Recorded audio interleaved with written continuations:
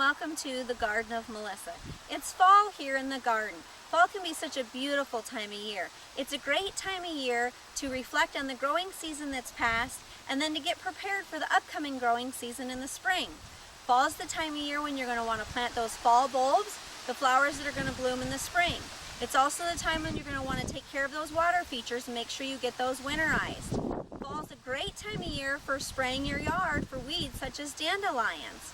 You'll also want to give your roses their winter protection, and of course you're going to want to do your fall cleanup. You're going to want to trim those peonies and those iris leaves off of the plants and discard those. That's going to help cut down on the disease in your garden. Any other kind of cleanup you can do to make your garden look tidy is a great idea going into winter.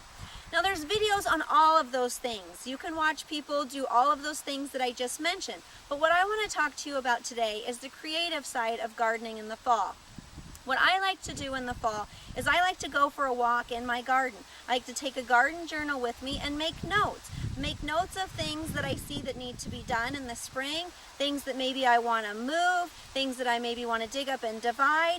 Fall is a great time to get your thoughts organized, to start planning out your projects for next spring, so when the nice weather rolls around, you're ready to go.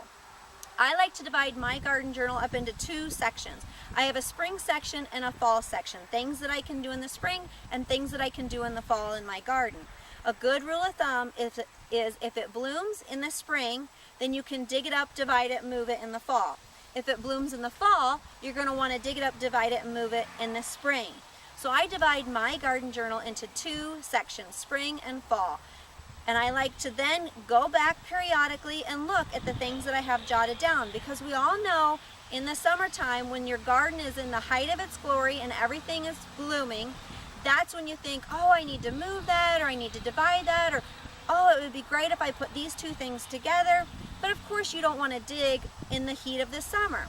So it's a good idea to write it down in your journal that that's something that you want to take care of in the fall, or that's something I know I can move in the spring, and that's going to help you keep your garden looking its best by planning ahead, being prepared, and making notes of the things that need to be done. Thank you for watching this video. I hope you enjoyed it. I hope you've been inspired to start a garden journal of your own. Give me a thumbs up and subscribe to my channel.